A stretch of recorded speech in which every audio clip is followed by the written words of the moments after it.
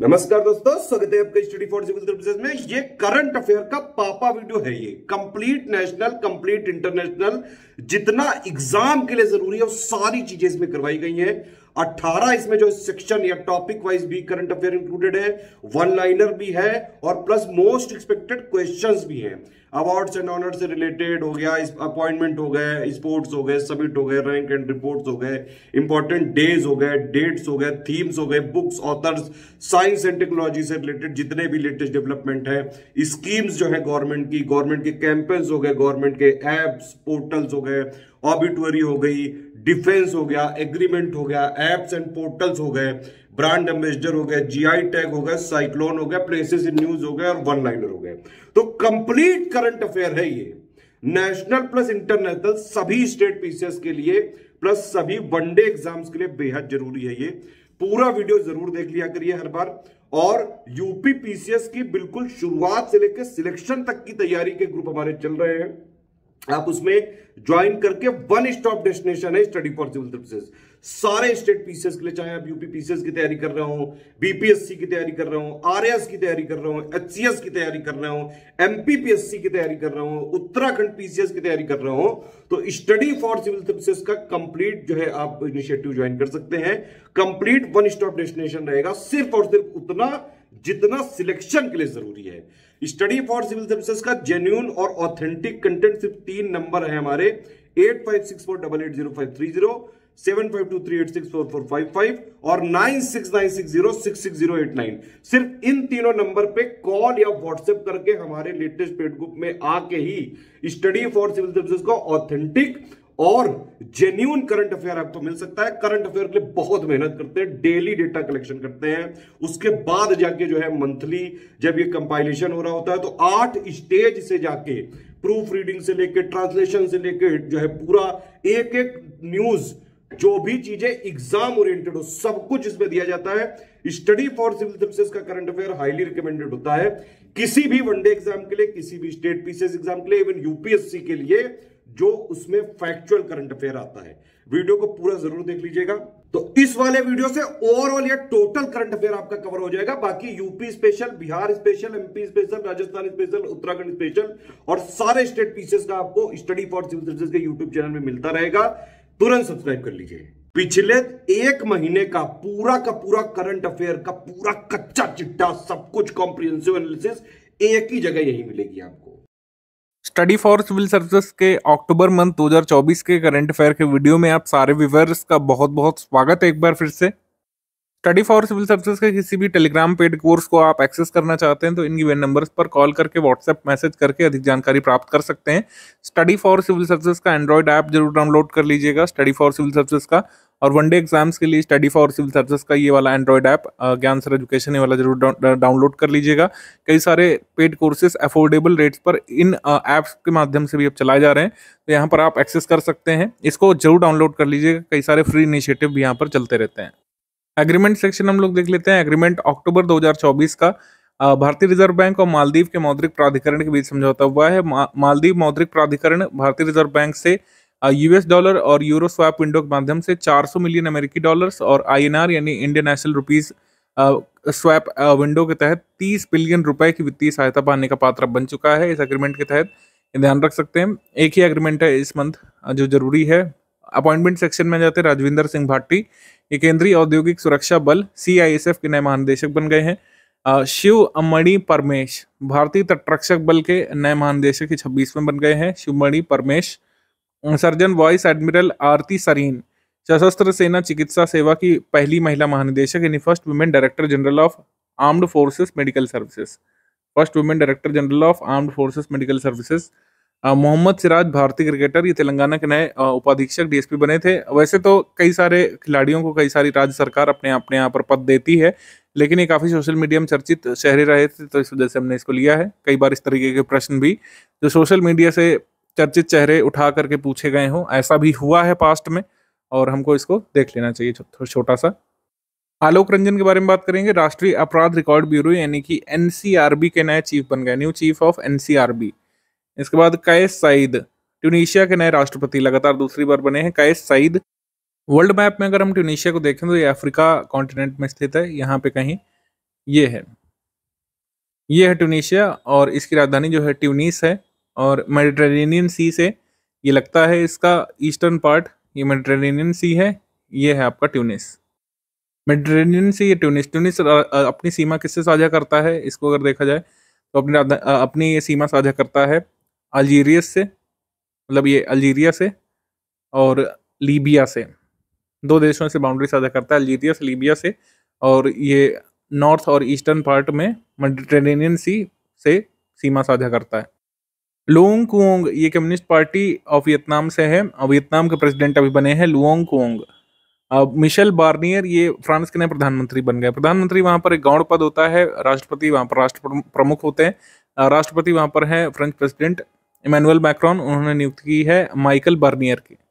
इसके बाद Omar Abdullah national conference के नेता हैं। जम्मू कश्मीर जो केंद्र शासित प्रदेश है, इसमें अभी इलेक्शन हुए थे, तो जम्मू कश्मीर के पहले मुख्यमंत्री बन गए हैं, first chief minister of Jammu Kashmir after becoming union territory. Jammu Kashmir के यूटी यूनियन टेरिटरी बनने के बाद पहले मुख्यमंत्री यहाँ पर बने हैं उमर अब्दुल्ला। इनको शपथ किसने दिलाई थी, वहाँ के जो एलजी है मनोज सिन्हा ने। और जम्मू कश्मीर के लेफ्टिनेंट गवर्नर मनोज सिन्हा ने अपॉइंट किया था नेशनल कॉन्फ्रेंस के लीडर मुबारक गुल को प्रोटेम स्पीकर के तौर पर, वहाँ पर सत्र शुरू होने से पहले। नायब सिंह सैनी के बारे में बात करें तो हरियाणा के मुख्यमंत्री ये दूसरे टर्म के लिए बन गए हैं। नायब सिंह सैनी को शपथ दिलाई थी हरियाणा के राज्यपाल बंडारू दत्तात्रेय ने, क्योंकि यहाँ पर भी हरियाणा में भी इलेक्शन हुए थे, असेंबली इलेक्शन। सतीश कुमार ये रेलवे बोर्ड के नए चेयरपर्सन और मुख्य कार्यकारी अधिकारी यानी कि सीईओ और कह सकते हैं चेयरपर्सन बन गए हैं रेलवे बोर्ड के। इनसे पहले कौन थी, इनसे पहले फर्स्ट विमेन रेलवे बोर्ड ये बनी थी चेयरपर्सन जय वर्मा सिन्हा, अभी इनका कार्यकाल खत्म हो चुका है। इसके बाद तुहिन कांता पांडे ये इंडिया नए फाइनेंस सेक्रेटरी बन गए हैं, देश के नए वित्त सचिव। अभ्युदय जिंदाल ये इंडियन चैम्बर ऑफ कॉमर्स के अध्यक्ष बने हैं, इंडियन चैम्बर ऑफ कॉमर्स के अध्यक्ष अभ्युदय जिंदाल। विश्व स्वास्थ्य संगठन दक्षिण पूर्व एशिया की क्षेत्रीय समिति के 77वें सत्र के अध्यक्ष बने हैं जेपी नड्डा। ठीक है, जेपी नड्डा बने हैं chairperson of the 77th session of World Health Organization South East Asia regional committee. Vijaya Kishore Rahatkar ये राष्ट्रीय महिला आयोग की नई अध्यक्षा बन गई हैं, नवी बनी है। विजया किशोर राहटकर ने रेखा शर्मा का स्थान ग्रहण किया, रेखा शर्मा का कार्यकाल खत्म हो चुका है।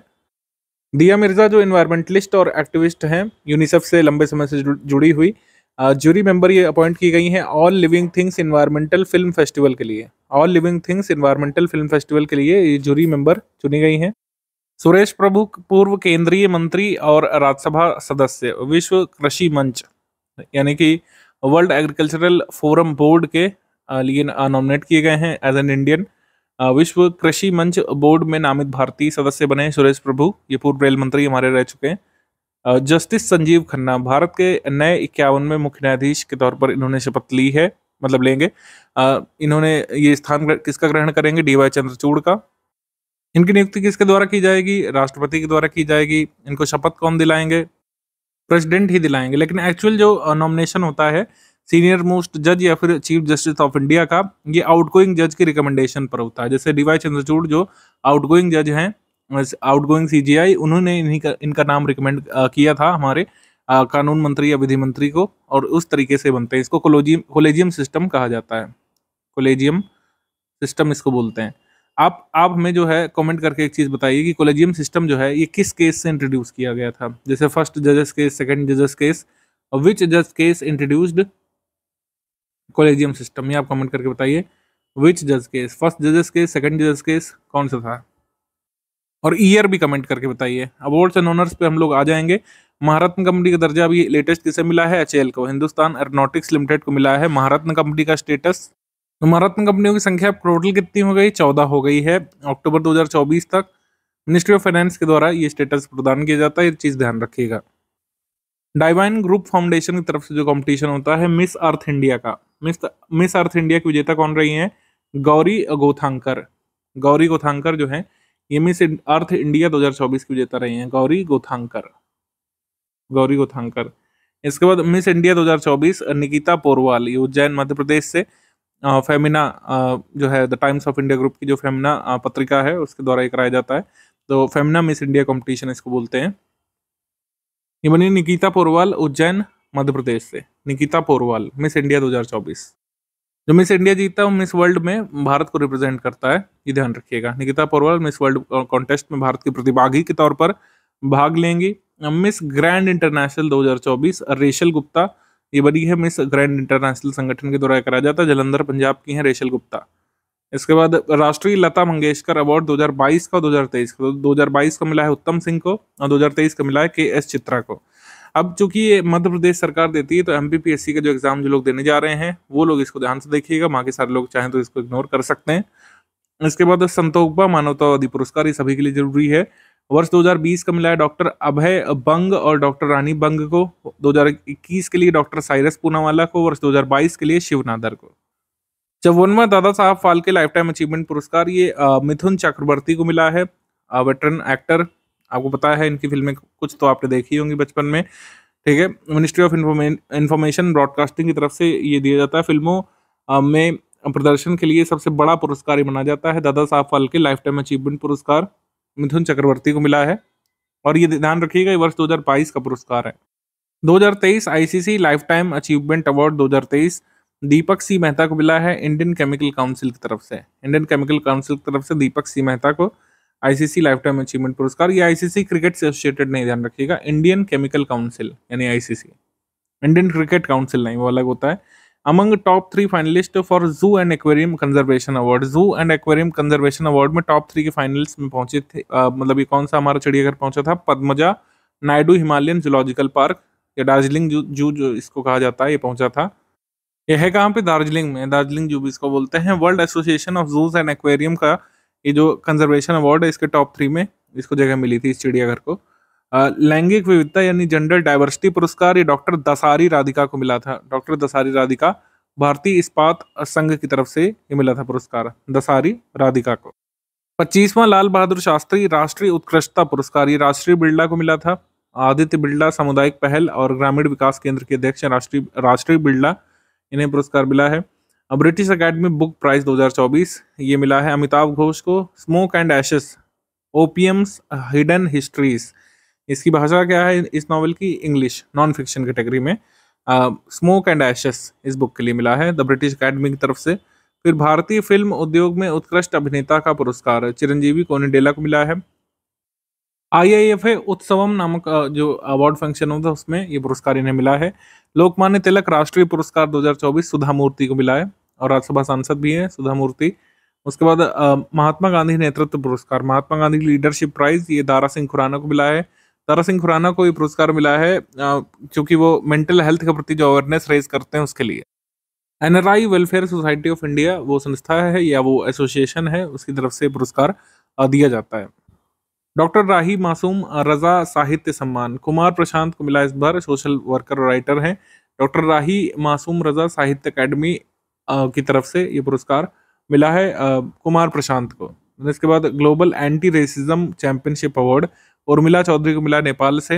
ये यूएस सेक्रेटरी ऑफ स्टेट की तरफ से पुरस्कार मिला था उर्मिला चौधरी को, global Anti Racism Championship award है। देन इसके बाद 2024 IACP 40 अंडर 40 पुरस्कार ये प्रीतपाल कौर को मिला है international association of chief of police की तरफ से। MS स्वामीनाथन पर्यावरण संरक्षण पुरस्कार ये जरूरी है अनंत दर्शन शंकर को, भारतीय आयुर्वेद और एकीकृत चिकित्सा संस्थान के अध्यक्ष हैं अनंत दर्शन, इनको मिला है MS Swaminathan environmental protection award या कंजर्वेशन अवार्ड भी इसको कह सकते हैं हम लोग।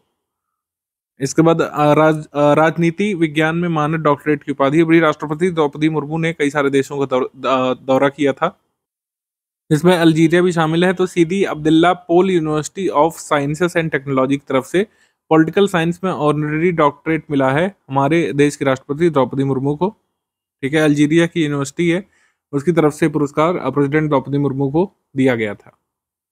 इसके बाद आ जाते हैं हम लोग राष्ट्रीय किशोर पुरस्कार 2023। राष्ट्रीय किशोर पुरस्कार 2023 से राजकुमार हिरानी को मिला था मध्य प्रदेश सरकार की तरफ से। शास्त्र रामानुजन पुरस्कार ये एक यंग मैथमेटिशियन को मिलता है। पूरे वर्ल्ड में जितने भी मैथमेटिशियन हैं वो लोग इसके लिए एलिजिबल होते हैं और 32 साल या उससे कम उम्र उनकी होनी चाहिए। तो अलेक्जेंडर डन को इस बार मिला है। ये किसको मिलता है, मतलब किसकी तरफ से मिलता है? Shanmugam academy of art sciences and technology Tamil Nadu की तरफ से। पैट्रिक जे मैकगवर्न पुरस्कार ये इंडिया लाइफ टाइम अचीवमेंट पुरस्कार नारायण मूर्ति को मिला है। ये देख लीजिएगा। उसके बाद ग्लोबल लाइफ टाइम अचीवमेंट पुरस्कार शांतनु नारायण को, जो एडोब के सीईओ है। एक्सेप्शनल एंटरप्रेन्योरियल अचीवमेंट अवार्ड मिला है अभिनव अस्थान को, पोस्टमैन के जो संस्थापक हैं। उसके बाद संगीत कला विभूषण लाइफ टाइम अचीवमेंट पुरस्कार ये शेषमपट्टी शिवलिंगम को मिला है सीपी राधाकृष्णन की तरफ से, जो गवर्नर हैं इस समय महाराष्ट्र के। सर्वश्रेष्ठ पर्यटन गांव के पुरस्कार ये अनाउंस करे गए थे मिनिस्ट्री ऑफ टूरिज्म की तरफ से। इसमें कई सारे जो है कैटेगरीज होते हैं, तो देख लीजिए आप। जैसे best heritage tourism village award ये आंड्रो विलेज जो मणिपुर में उसे मिला है। एडवेंचर टूरिज्म के लिए यानी साहसिक पर्यटन गांव का पुरस्कार ये अरू नामक विलेज को जम्मू कश्मीर में जो है। कृषि पर्यटन गांव पुरस्कार ये कुमारकोम को जो केरल में है। समुदाय आधारित पर्यटन गांव पुरस्कार जो मिनिकॉय आइलैंड लक्षद्वीप मतलब मिनिकॉय आइलैंड लक्षद्वीप के गांव को मिला है community based tourism village award. Craft tourism village award ये मिला है मणियाबंध को, मणिया बांधा जो ओडिशा में गांव है उसको। विरासत पर्यटन गांव पुरस्कार हफेश्वर गांव गुजरात में जो है। जिम्मेदार पर्यटन गांव पुरस्कार ये साबरवाड़ी मध्य प्रदेश में। और आध्यात्मिक और कल्याण पर्यटन गांव पुरस्कार ये रिखिया पीठ जो झारखंड में है। जीवंत पर्यटन गांव पुरस्कार हरसिल जो उत्तराखंड में है। तो ये सब जो कह सकते हैं गांव हैं जिनको पुरस्कृत किया गया। पहले हम सिर्फ जो है कुछ ही कैटेगरीज करते थे, लेकिन हमने सारी कैटेगरीज इस बार लिख दी हैं। मैचिंग में आ सकती हैं कैटेगरीज, तो एक बार देख लीजिएगा। क्राफ्ट के लिए कौन सा है, रिस्पॉन्सिबल टूरिज्म के लिए, एग्री टूरिज्म के लिए कौन सा है, तो ये देख लीजिएगा एक बार। 15वां राष्ट्रीय जल पुरस्कार, प्रथम पुरस्कार यहाँ पर मिला है ओडिशा को इस बार, और उत्तर प्रदेश इस बार सेकंड आया है। राज्यों की कैटेगरी में उत्तर प्रदेश सेकंड पर है। तृतीय पुरस्कार गुजरात और पुडुचेरी संयुक्त रूप से। सर्वश्रेष्ठ जिला पुरस्कार में बांदा जिला जो है उत्तर प्रदेश का ये आया है। सर्वश्रेष्ठ जिलों में बांदा जिला और गंदेरबल नामक डिस्ट्रिक्ट ये जम्मू कश्मीर में उत्तर जोन में संयुक्त रूप से। तो जोन वाइज भी इसमें रैंकिंग दी जाती है। तो जोन वाइज भी नॉर्थ जोन में बांदा और गंदेरबल। इंदौर मध्य प्रदेश से पश्चिम जोन में आया है। बाकी सारी कैटेगरीज कम जरूरी हैं तो हमने हटा दिया है। सर्वश्रेष्ठ कंपनी वगैरह ये सब नहीं आता एग्जाम में। नोबेल पुरस्कार भी आ चुके हैं 2024 के, जिनको भी एक बार देख लेते हैं हम लोग। भौतिक विज्ञान का पुरस्कार royal Swedish Academy of Sciences की तरफ से अनाउंस किया जाता है। इस बार के जो विजेता हैं उनके नाम देख लेते हैं। जॉन जे हॉफील्ड हैं, जॉन जे हॉफील्ड, और हैं जेफरी ई हिंटन, जेफरी ई हिंटन, जॉन जे हॉफील्ड। किस लिए मिला है ये ज्यादातर पूछा नहीं जाता, लेकिन आप जो है क्यूरियोसिटी वाइज इसको एक बार जरूर देख सकते हैं। उसके बाद रसायन विज्ञान में प्रदाता इसमें भी royal Swedish Academy of sciences होता है। डेविड बेकर को पुरस्कार मिला है, डेविड बेकर। और फिर मिला है डेमिस हैसाबिस को, डेविड बेकर, डेमिस हैसाबिस और जॉन एम जंपर को। उसके बाद फिजियोलॉजी और मेडिसिन के क्षेत्र में पुरस्कार ये कैरोलिंस्का इंस्टीट्यूट की नोबेल असेंबली के द्वारा दिया जाता है। कैरोलिंस्का इंस्टीट्यूट नोबेल असेंबली के द्वारा। इसमें अवार्डीज हैं Victor Ambros, Gary Ruvkun, Victor Ambros, Gary Ruvkun संयुक्त रूप से। और साहित्य के क्षेत्र में Royal Swedish Academy of Sciences की तरफ से दिया जाता है।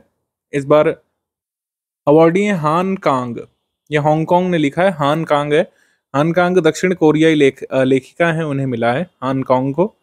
नोबेल शांति पुरस्कार नॉर्वे की नोबेल समिति की तरफ से, नॉर्वेगियन नोबेल कमेटी की तरफ से पुरस्कार दिया जाता है, नोबेल पीस प्राइज। ये जरूरी है क्योंकि ये कई बार पूछ लिया जाता है कि ये पीस प्राइज किसकी तरफ से आता है, नॉर्वेगियन नोबेल कमेटी की तरफ से।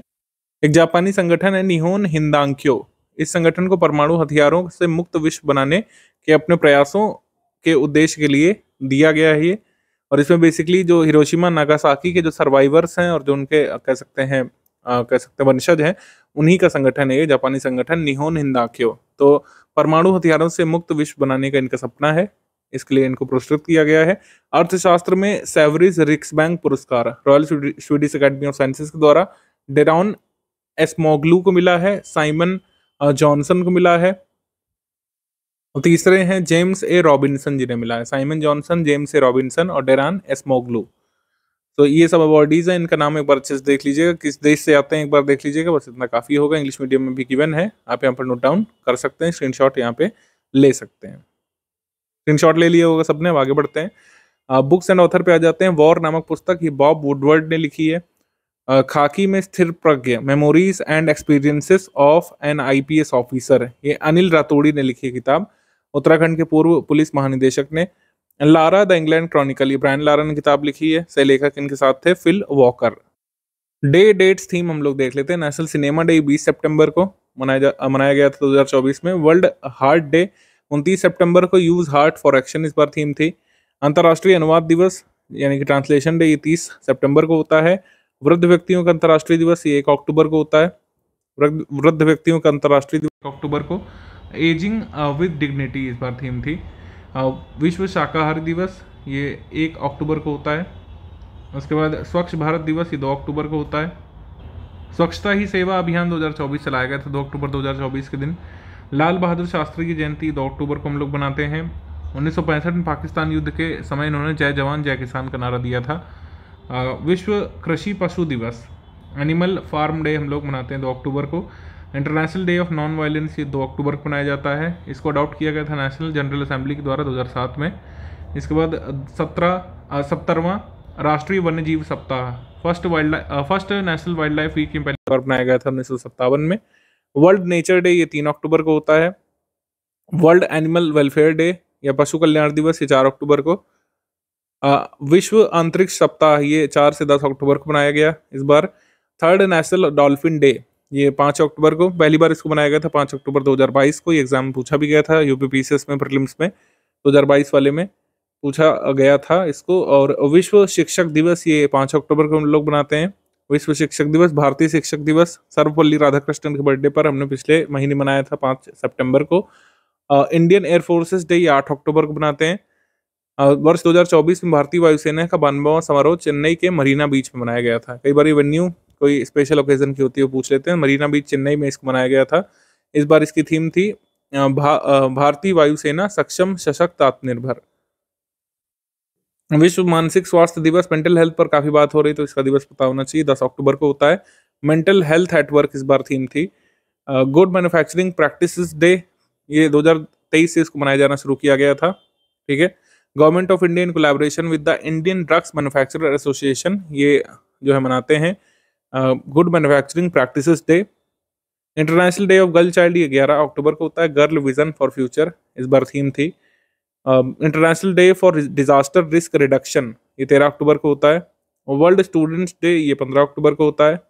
एपीजे अब्दुल कलाम की बर्थडे के दिन मनाते हैं, मतलब हम लोग बर्थ एनिवर्सरी के दिन। International day of rural women ये 15 अक्टूबर को होता है। वर्ल्ड फूड डे ये 16 अक्टूबर को होता है। Right to food for a better life and future इस बार थीम थी। International Day for Eradication of Poverty ये पूछा जा चुका है एग्जाम में, 17 अक्टूबर को मनाते हैं। इस बार इसकी थीम थी ending social and institutional maltreatment acting together for just peaceful and inclusive societies. तो ending social and institutional maltreatment acting again together for just peaceful and inclusive societies इस बार थीम थी। कई बार जो बड़ी theme होती है उसको नहीं पूछते हैं, लेकिन फिर भी कई बार ऐसा भी हुआ है कि उसके पहले 2-3 शब्द पूछ लेते हैं, जैसे ending social and institutional mall treatment, कई बार इतना भी पूछ लेंगे। वर्ल्ड ट्रूमा डे ये होता है 17 अक्टूबर को। और वर्ल्ड स्टैटिस्टिक्स डे ये होता है 20 अक्टूबर को। वर्ल्ड ओस्टियोपोरोसिस डे ये 20 अक्टूबर को होता है। से नो टू फ्रेजाइल बोन्स इस बार थीम थी। यूनाइटेड नेशंस डे 24 अक्टूबर को होता है। और फिर 23वां वर्ल्ड पोलियो डे 24 अक्टूबर को होता है। जम्मू कश्मीर का एक्सेशन डे 26 अक्टूबर को हम लोग मनाते हैं। इसके बाद आ जाते हैं हम लोग साइंस एंड टेक्नोलॉजी पर। एशिया के सबसे बड़े इमेजिंग टेलीस्कोप का उद्घाटन किया गया था। कहाँ पे? लद्दाख के हानले में इसका उद्घाटन किया गया था 4 अक्टूबर को। डीएई सचिव और परमाणु ऊर्जा आयोग के अध्यक्ष डॉक्टर अजीत कुमार मोहंती ने इसका उद्घाटन किया था। एशिया का लार्जेस्ट इमेजिंग शेरेनकोव टेलीस्कोप इसको कहा जा रहा है। Bhabha atomic research centre BARC ने इसको इनॉग्रेट किया था, मतलब ये बनाया है इस टेलीस्कोप को, ध्यान रखिएगा। यूरोपा क्लिपर मिशन, नासा का यूरोपा क्लिपर मिशन 14 अक्टूबर 2024 को नासा के कैनेडी स्पेस सेंटर से स्पेसएक्स फाल्कन हैवी रॉकेट से लॉन्च किया गया था। लगभग 6 वर्षों तक अपने गंतव्य पर पहुंचेगा। बृहस्पति के चंद्रमा यूरोपा का अन्वेषण करना यूरोपा क्लिपर मिशन का उद्देश्य है। ये कब पहुंचेगा ये ध्यान रखिएगा, करीब अप्रैल 2030 तक। और इसका उद्देश्य क्या है? जुपिटर के मून यूरोपा को स्टडी करना, उसको एनालाइज करना। ठीक है। और बेसिकली ये एनालाइज करना है क्या इस मून के नीचे कोई ओशियन है, उसके आईसी सरफेस के नीचे। अब भारत के प्रथम पृथ्वी अवलोकन उपग्रह समूह स्थापित करने की घोषणा की गई थी। Announcement of setting up India's first earth observation satellite constellation. तो अर्थ ऑब्जर्वेशन सैटेलाइट तो भारत कई सारे छोड़ चुका है पहले भी, लेकिन इसका एक पूरा कॉन्स्टलेशन जो है बनाना है। तो अभी ऐसा कुछ हुआ नहीं है। NIBE space private India limited है, प्राइवेट लिमिटेड एक सब्सिडरी है NIBE की। इन्होंने अनाउंस किया अपना विजन कि इंडिया का पहला multi sensor all weather high resolution earth observation satellite ये लोग स्थापित कर सकते हैं। भारत की पहली बायो पॉलीमर सुविधा का उद्घाटन कहाँ पे किया गया था? पुणे के जेजुरी में, महाराष्ट्र के पुणे के जेजुरी में भारत की पहली बायो पॉलीमर प्रदर्शन सुविधा का उद्घाटन किया गया था। इसको कहते हैं हम लोग India first bio polymer demonstration facility. ये प्राज इंडस्ट्रीज लिमिटेड ने बनाया है जेजुरी पुणे में।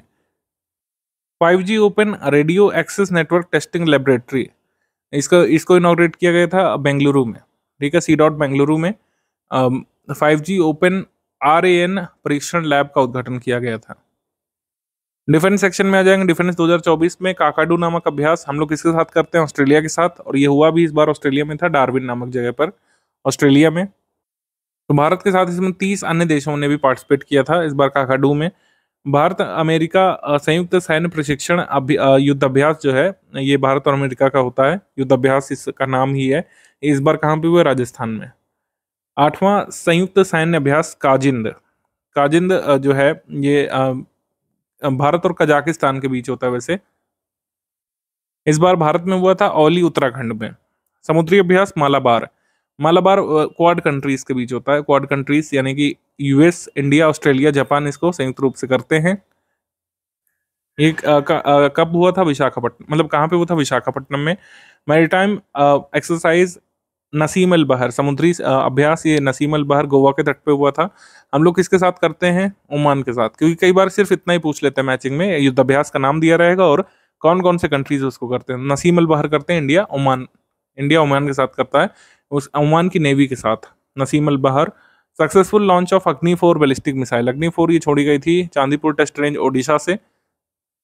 अग्नि 4 basically medium range ballistic missile है, मीडियम रेंज बैलिस्टिक मिसाइल। इसके बाद submarine escape training facility Vinetra, submarine escape training facility Vinetra, इसको कहाँ बनाया गया है? INS विशाखापट्टनम में, INS सतवाहन में, माफ कीजिएगा, विशाखापट्टनम नामक जगह पर इसको जो है शुरू किया गया था। INS सतवाहन में, INS सतवाहन एक जहाज है, उसी के भीतर एक ऐसी हमने ट्रेनिंग फैसिलिटी बनाई विनेत्र, जिससे सबमरीन से बच निकलने के प्रशिक्षण हमारे नौसैनिक ले सकेंगे। तो सबमरीन एस्केप ट्रेनिंग फैसिलिटी ये कहाँ पे मतलब किस जहाज के ऊपर बनाई गई है अगर आपसे पूछे तो? INS सतवाहन के ऊपर, INS सतवाहन के ऊपर विशाखापट्टनम में बनाई गई है। इसके बाद हल्की बुलेट प्रूफ जैकेट अभेद, एक light weight bullet proof jacket launch की गई जिसका नाम है अभेद। इसको किसने डेवलप किया है? DRDO ने, DRDO ने डेवलप किया है Indian institute of technology Delhi की मदद से, IIT दिल्ली और DRDO ने मिलकर के यह अभेद जैकेट बनाई है। Portable multi target detonation device Agniastra launch किया गया है, अग्नेयास्त्र लॉन्च किया गया है गैंगटोक सिक्किम में।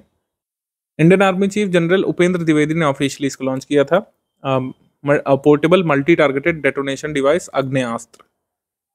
उसके बाद India first indigenous combat unmanned aircraft FW-200B, India first indigenous combat unmanned aircraft. Bharat का पहला स्वदेशी बहुउद्देशीय पोत समर्थक लॉन्च किया गया है, India first indigenous multipurpose vehicle समर्थक। इंडियन एयरफोर्स का जो एयर शो है अभी हाल में कहाँ पे हुआ था? ये 6 अक्टूबर 2024 को चेन्नई में आयोजित किया गया था इंडियन एयरफोर्स का एयर शो। इसकी थीम थी भारतीय वायुसेना सक्षम सशक्त आत्मनिर्भर। इसके बाद भारतीय पूर्वी तट पर नई मिसाइल परीक्षण रेंज विकसित करने की घोषणा की गई थी। आंध्र प्रदेश के कृष्णा जिले के नगिया लंका क्षेत्र में एक नई मिसाइल परीक्षण रेंज स्थापित की जाएगी। Surface to air missile systems को यहाँ पर टेस्ट किया जा सकेगा इस टेस्टिंग रेंज में, और एंटी टैंक मिसाइल्स को और टैक्टिकल मिसाइल्स को यहाँ पर टेस्ट किया जा सकेगा। ये कृष्णा डिस्ट्रिक्ट आंध्र प्रदेश में नई टेस्टिंग रेंज जो है ओपन होगी ईस्टर्न कोस्ट में, ये अनाउंस किया गया था। उसके बाद नौसेना रक्षा प्रदर्शनी पेरिस फ्रांस में लगेगी 4-7 नवंबर को, और भारत सहित कुल इसमें 104 देश जो है पार्टिसिपेट करने वाले हैं। इसकी कोई अदर डिटेल होगी तो हम नवंबर करंट अफेयर में करेंगे ही। ऑब्जेक्टिव सेक्शन में आ जाते हैं। राधा चरण Gupta, famous Indian mathematician and professor of वैदिक मैथमेटिक्स, ये नहीं रहे, इनको पद्मश्री मिला था वर्ष 2023 में। Doctor P Venugopal, doctor who conducted the first heart transplant in India, Bharat में पहला हार्ट ट्रांसप्लांट करने वाले डॉक्टर P वेणुगोपाल ये नहीं रहे। और सबसे बड़ी हस्ती जो काफी चर्चा में रहे थे, इनका निधन काफी चर्चा में था, रतन नेवल टाटा, भारतीय उद्योगपति चेयरपर्सन टाटा ग्रुप और टाटा सन्स के वर्ष 2000 में इनको पद्म भूषण मिला, वर्ष 2008 में पद्म विभूषण मिला, वर्ष 2024 में असम वैभव पुरस्कार मिला, वर्ष 2023 में महाराष्ट्र उद्योग रत्न पुरस्कार, वर्ष 2023 में ऑर्डर ऑफ ऑस्ट्रेलिया, ये सब पुरस्कार इनको मिल चुके हैं। भारत रत्न वगैरह इनको अभी नहीं मिला है। ठीक है, पद्म विभूषण तक ये जीत चुके हैं 2008 में। स्कीम्स कैंपेन सेक्शन पे आ जाते हैं। इसमें जितनी भी पॉलिसी आती है जरूरी वो भी हम लोग डिस्कस करते हैं। जैसे अभी हम सफ़र पॉलिसी आई है, केंद्रीय सड़क परिवहन और राजमार्ग मंत्रालय की तरफ से नितिन गडकरी जी ने इसको अनाउंस किया था अक्टूबर में कि जितने भी हमारे हाईवेज हैं उनके किनारे जो बेसिक एमिनिटीज़ हैं, जैसे पार्किंग वगैरह की सुविधा और स्टे होम्स की सुविधा, कई बार अच्छे खाने के प्लेसेस नहीं होते हैं, तो उनको सही करने का यहाँ पर उद्देश्य है। हमारे देश में कुछ ही ऐसे हाईवेज हैं जहाँ पर ये बेसिक फैसिलिटीज़ जो होनी चाहिए वो अवेलेबल हैं, जैसे कि पार्किंग वगैरह, जैसे कि खाना खाने की व्यवस्था, रुकने की व्यवस्था, ये सब जो है ज़्यादातर जगह पर नहीं अवेलेबल है। तो ये उपलब्ध कराने के लिए हम सफ़र नीति यहाँ पे लाई गई है। स्वच्छता ही सेवा नामक कैंपेन लॉन्च किया गया था 17 सितंबर से 2 अक्टूबर 2024 तक ये चला था। पूरे देश में स्वच्छ भारत मिशन की 10वीं वर्षगांठ मनाने के लिए इसको चलाया गया था। तो स्वच्छ भारत मिशन जो है 2 अक्टूबर 2014 को लॉन्च किया गया था। इस बार इसकी 10वीं वर्षगांठ मनाई गई थी। भारत जेन की बात करें, ये first multi modal large language model initiative launch किया गया है विज्ञान एवं प्रौद्योगिकी मंत्रालय की तरफ से। मतलब ये हमारे सरकार का इनिशिएटिव है। एलएलएम के कह सकते हैं फील्ड में लार्ज लैंग्वेज मॉडल या फिर जो ये जनरेटिव प्री ट्रेंड ट्रांसफॉर्मर्स जैसे चैट जीपीटी वगैरह है, इसकी दिशा में जो लार्ज लैंग्वेज मॉडल बनाए जा रहे हैं उसमें सरकारी इनिशिएटिव लिया गया है भारत जेन। इस परियोजना का कार्यान्वयन किसके द्वारा किया जा रहा है? आईआईटी बॉम्बे में आईओटी तथा आईओआई से संबंधित जो टीआईएच फाउंडेशन है उसके सहयोग से इसको किया जा रहा है। अब इसको हम लोग यूज़ कहाँ पे करेंगे? डिलीवरी ऑफ पब्लिक सर्विसेज में इसका यूज़ किया जाएगा, सिटीजन इंगेजमेंट के लिए इसका यूज़ किया जाएगा, and developing foundational models in language expression and computational approaches. इसके बाद आ जाते हैं हम लोग पीएम इलेक्ट्रिक ड्राइव क्रांति इन इनोवेटिव व्हीकल इनहेंसमेंट योजना। इसका मतलब पीएम ई ड्राइव योजना। पीएम ई ड्राइव योजना भारी उद्योग मंत्रालय की है, ध्यान रखिएगा। स्कीम की अवधि क्या रहेगी? अक्टूबर 1, 2024 से लेकर मार्च 31, 2026 तक ये चलने वाली है। इसके बाद जल ही अमृत योजना। केंद्र सरकार और अटल कायाकल्प एवं शहरी परिवर्तन मिशन अमृत 2.0 के अंतर्गत एक नई योजना अमृत को मंजूरी दी गई है। ठीक है, अमृत 2.0 के अंतर्गत ये जल ही अमृत स्कीम लॉन्च की गई है। इसके अंतर्गत अपशिष्ट जल संयंत्रों को स्टार रेटिंग दी जाएगी। स्वच्छ जल क्रेडिट इसमें प्रदान किया जाएगा इनको, जो 6 महीने के लिए वैध होगा। उपचारित अपशिष्ट जल का पुनः उपयोग सुनिश्चित करना इसका जल ही अमृत इनिशिएटिव का लक्ष्य है। यानी जो ट्रीटेड वाटर है उसका पुनः ही उपयोग सुनिश्चित करना। Reuse of good quality treated waste water, ये इसका उद्देश्य है। ठीक है, जल ही अमृत इनिशिएटिव का, ये अमृत 2.0 इनिशिएटिव के अंतर्गत लाई गई योजना है। इंपॉर्टेंट फैक्ट अपडेट यहाँ पर कर लीजिएगा कि अमृत 2.0 का उद्देश्य क्या है? Provide universal coverage of water supply to all statutory towns. 73 से 78 स्टैट्यूटरी टाउन्स में universal coverage of water supply सुनिश्चित करना, और साथ ही जो 500 अमृत सिटीज जो कवर किए गए थे अमृत फेज 1 में, उसके गोल को आगे बढ़ाना। ये 2 उद्देश्य मेन है अमृत 2.0 के। बाकी अमृत में जिन्हें कंफ्यूजन है ये क्वेश्चन देख लीजिए तो आपके कॉन्सेप्ट क्लियर हो जाएंगे। Atal mission for rejuvenation and urban transformation, Amrut इसको लॉन्च किया गया था 25 जून 2015 में। ठीक है, all cities having population above 1 lakh were covered in the first phase of Amrut, ये सही है। उसके बाद in the first phase it was launched in 500 cities covering 60% of urban population, ये भी सही है।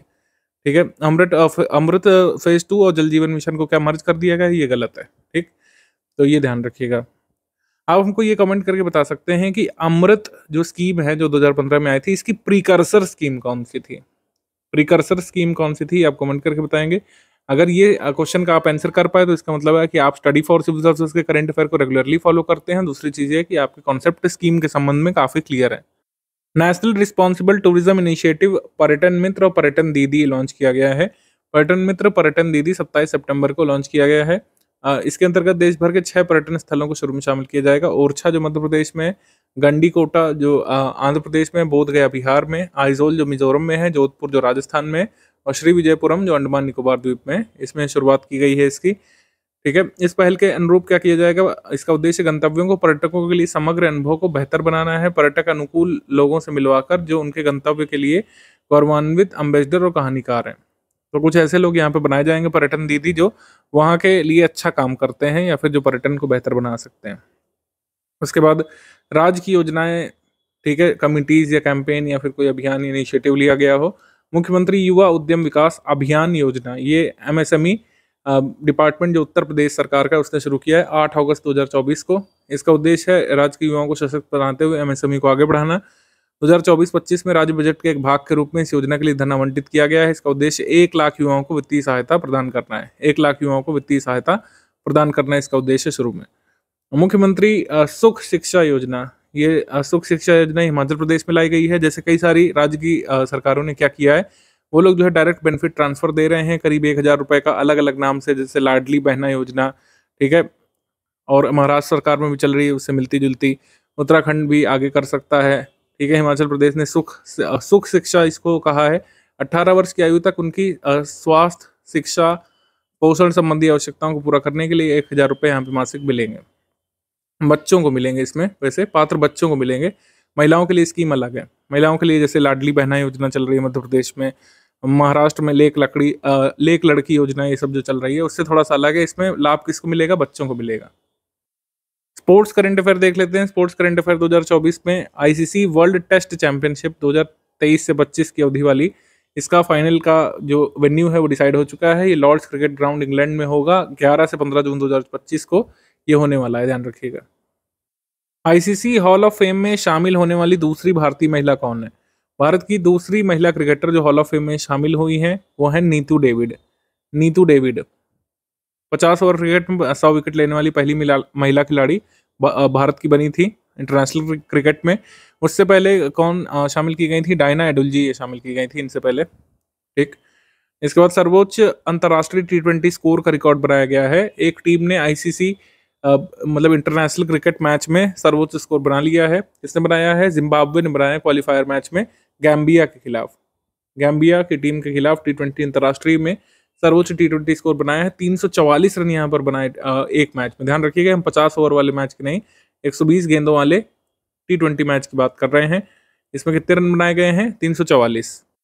इस मैच में जिम्बाब्वे ने कुल 27 छक्के लगाए थे, जो एक T20 मैच में सर्वाधिक छक्कों का बनाया गया रिकॉर्ड है। आईसीसी महिला T20 विश्व कप 2024 से 3 से 20 अक्टूबर तक खेला गया था। दुबई शारजा में 10 टीमों ने पार्टिसिपेट किया था। इसमें 23 मैच खेले गए थे। विजेता इसमें न्यूजीलैंड था पहली बार, और उपविजेता यहाँ पर साउथ अफ्रीका था। इसके बाद आ जाते हैं टेनिस पे। तो टेनिस में राफेल नडाल ने टेनिस संन्यास की घोषणा कर दी है। पूरे कैरियर में 22 ग्रैंड स्लैम जीते हुए हैं। डेविस कप के बाद नवंबर 2024 से वो संन्यास ले लेने वाले हैं। फुटबॉल के बारे में बात करें तो 50 गोल करने वाली भारतीय महिला फुटबॉलर बन गई है। नेपाल के काठमांडू में आयोजित SAFF महिला चैंपियनशिप में भारत की फुटबॉलर बाला देवी, जो मणिपुर से हैं, पाकिस्तान के खिलाफ मैच में गोल करने के बाद 50 अंतर्राष्ट्रीय गोल करने वाली पहली भारतीय महिला फुटबॉलर बनी थी बाला देवी। अब अन्य विविध खेल देख लेते हैं। खो खो विश्व कप 2025 का आयोजन स्थल भारत होगा। खो खो विश्व कप 2025 का आयोजन जनवरी 2025 में होने वाला है। दिल्ली के स्टेडियम में होना है ये। तीरंदाजी विश्व कप 2024 के फाइनल में जो है चीन की प्लेयर ने जो स्वर्ण पदक जीता था, रजत पदक जीता दीपिका कुमारी। उसके बाद ISSF shooting junior world cup ये कहाँ पे होगा? इसका होस्ट इंडिया है, क्योंकि इंडिया होस्ट है इस वजह से इसको देखेंगे हम लोग। कॉमनवेल्थ गेम्स 2026 से कई सारे खेल हटा दिए गए हैं। जैसे कौन कौन से हटाए गए हैं? एथलेटिक्स हटाया गया है, स्विमिंग हटाया गया है, आर्टिस्टिक जिम्नास्टिक, ट्रैक साइकिलिंग हटाया गया है, net ball, weight lifting, judo, bowls, basketball, ये सब हटाया गया है। और कौन कौन से? एक्चुअली ये सारे गेम्स शामिल रहेंगे। ये 10 इवेंट होंगे। उसके अलावा जितने भी खेल हैं ये हटा दिए गए हैं। कौन कौन से हटाए गए हैं? Badminton, shooting, cricket, hockey, squash, table tennis, कुश्ती, ट्रायथलॉन और आर्चरी, इन सबको हटाया गया है। क्यों हटाया गया है? ये रीजन दिया गया है कि कॉस्ट बहुत ज़्यादा आ जाएगी अगर इन सब खेलों का आयोजन किया जाएगा। ऑब्वियस सी बात है, क्रिकेट में काफ़ी बड़ा ग्राउंड लगता है और काफ़ी सारे उसमें खर्चे आते हैं। तो क्रिकेट, शूटिंग, जिसमें इंडिया के सबसे ज़्यादा मेडल आते थे वो हट गए हैं। अब देखते हैं इंडिया इसमें कैसा कर पाता है, क्योंकि shooting, cricket, hockey, table tennis, इससे काफ़ी सारे इंडिया के मेडल आते थे कॉमनवेल्थ में एटलीस्ट। समिट सेक्शन पे आ जाते हैं। Summit section, second international Buddhist media conference नई दिल्ली में हुई थी। बाईचुंग भूटिया इसमें मुख्य अतिथि थे, ठीक है। अंतर्राष्ट्रीय बौद्ध परिसंघ और विवेकानंद इंटरनेशनल फाउंडेशन द्वारा इसका आयोजन किया गया था। अंतर्राष्ट्रीय बौद्ध मीडिया सम्मेलन, लखपति दीदी इनिशिएटिव, जलगांव महाराष्ट्र में इसका सम्मेलन हुआ था। लखपति दीदी सम्मेलन जलगांव महाराष्ट्र में इसका आयोजन किया गया था। प्रधानमंत्री मोदी जी ने इस सम्मेलन को संबोधित किया था। 2500 करोड़ रुपए के रिवॉल्विंग फंड को जारी किया गया था। ब्रिक्स शिखर सम्मेलन जो है कजान में हुआ था, रशिया में। इस बार अध्यक्षता रूस के पास थी, तो कजान रशिया में इसका आयोजन किया गया था। 13 नए जो है सदस्य राष्ट्र इसमें आए हैं। अभी ये पार्टनर कंट्रीज की तरीके से ब्रिक्स में जुड़े हैं, यानी नॉन परमानेंट मेंबर्स के रूप में। तो नॉन परमानेंट मेंबर्स के रूप में कौन कौन से 13 देश जुड़े हैं? Malaysia, Indonesia, Vietnam, Thailand, Algeria, Belarus, Bolivia, Cuba, Kazakhstan, Nigeria, तुर्की, युगांडा, उज्बेकिस्तान। अब आगे चल करके कुछ सालों में ये परमानेंट मेंबर्स भी बन सकते हैं, लेकिन पहला चरण होता है मेंबर कंट्रीज के रूप में शामिल होना, पार्टनर कंट्रीज के रूप में शामिल होना बेसिकली। बाद में ये फुल मेंबर बन जाते हैं, ठीक है। तो ये ब्रिक्स शिखर सम्मेलन, ये ध्यान रखिएगा। इंडिया को रिप्रेजेंट किसने किया था? प्राइम मिनिस्टर नरेंद्र मोदी जी ने। ये ब्रिक्स समिट किस नंबर का था? 16वां ब्रिक्स समिट था, ये भी याद रखिएगा। 16वां एडिशन था। International seminar on advances in bridge management, ये हुआ था बेंगलुरु में। भारतीय रोड कांग्रेस वर्ल्ड द्वारा इसका आयोजन किया गया था। जिला न्यायपालिका पर राष्ट्रीय सम्मेलन का आयोजन किया गया था नई दिल्ली में। भारतीय प्रधानमंत्री नरेंद्र मोदी जी ने इसका उद्घाटन किया था। अंतर्राष्ट्रीय मेथनॉल सेमिनार नई दिल्ली में हुआ था और नितिन गडकरी जी ने इसका ऑफिस तौर पर उद्घाटन किया था। नीति आयोग द्वारा इसका आयोजन किया गया था। इंटरनेशनल मिथनॉल सेमिनार का आयोजन के साथ जो नॉलेज पार्टनर के रूप में मिथनॉल इंस्टीट्यूट अमेरिका के साथ साझेदारी इसमें की गई थी। ग्लोबल एआई समिट, ये हुई थी हैदराबाद, तेलंगाना में। Making AI for work everyone, ये इस बार थीम थी इसके। गवर्नमेंट ऑफ तेलंगाना के द्वारा जो है ग्लोबल आर्टिफिशियल इंटेलिजेंस समिट का आयोजन किया गया था। पंचायत सम्मेलन ये हुआ था हैदराबाद में। पंचायती राज मंत्रालय की तरफ से इसको आयोजन किया गया था। ईज ऑफ लिविंग इस बार थीम थी इसकी, पंचायत सम्मेलन की। 77वां regional committee session World Health Organization for South East Asia का, ये न्यू दिल्ली में हुआ था। समिट ऑफ द फ्यूचर 2024, ये न्यूयॉर्क में हुई थी। Multilateral solutions for better tomorrow इस बार थीम थी इसकी। Summit of the future organized by United Nations General Assembly, UNGA ने इसको ऑर्गेनाइज किया था, summit of the future. Chief sciences advisers round table, CSAR, ये हुआ था पेरिस, फ्रांस में। भारत और यूनेस्को ने 6 सितंबर 2024 को फ्रांस के पेरिस में मुख्य विज्ञान सलाहकार गोलमेज सम्मेलन का सह आयोजन किया था। अब चूंकि इसका होस्ट इंडिया था, इस वजह से जरूरी है। इंडिया एंड यूनेस्को को hosted 2024 edition of chief science advisers round table. 16वां एशियाई संगठन सुप्रीम ऑडिट इंस्टीट्यूशनल असेंबली, इसका आयोजन हुआ था नई दिल्ली में। इसका इनॉग्रेशन किसने किया था? हमारे प्रेसिडेंट जी ने। 16वां Asian organization for supreme audit institutions का आयोजन न्यू दिल्ली में हुआ था। इस असेंबली में इंडिया को चेयरपर्सनशिप यहाँ पर मिली है association of Asian supreme audit institutions की 3 वर्ष के लिए, 2024 से 2027 के लिए इंडिया को चेयरपर्सनशिप मिली है 3 वर्षों के लिए, ठीक है। 21वां आसियान भारत शिखर सम्मेलन और 19वां पूर्व एशिया शिखर सम्मेलन, ये लाओस में हुआ था इस बार, ये मेन्यू बहुत जरूरी है। इसका जो हुआ था लाओस में। 21वां आसियान भारत और 19वां पूर्वी एशिया शिखर सम्मेलन, यानी कि 21st ASEAN India and 19th East Asia summit. 21वां आसियान भारत और 19वां पूर्वी एशिया शिखर सम्मेलन का आयोजन हुआ था अक्टूबर में, लाओस में किया गया था। भारत का प्रतिनिधित्व किया था भारतीय प्रधानमंत्री मोदी जी ने। 10 अक्टूबर को लुवांग प्रबांग के प्रतिष्ठित रॉयल थिएटर द्वारा जो रामायण का जो लाओस वर्जन है, इसका एक एपिसोड जो है प्रधानमंत्री ने देखा था। इसका नाम था फलक फलम या फिर फ्रालक फ्रारम, फालक फ्रारम। ये लाओस अडेप्टेशन है रामायण का। रॉयल थिएटर में परफॉर्म किया गया था लुवांग प्रबांग में। स्वच्छ और स्वस्थ समाज के लिए आध्यात्मिकता पर वैश्विक शिखर सम्मेलन, spirituality for a clean and healthy society, इसको ऑर्गेनाइज किया गया था प्रजापति ब्रह्म कुमारी ईश्वरीय विश्वविद्यालय की तरफ से।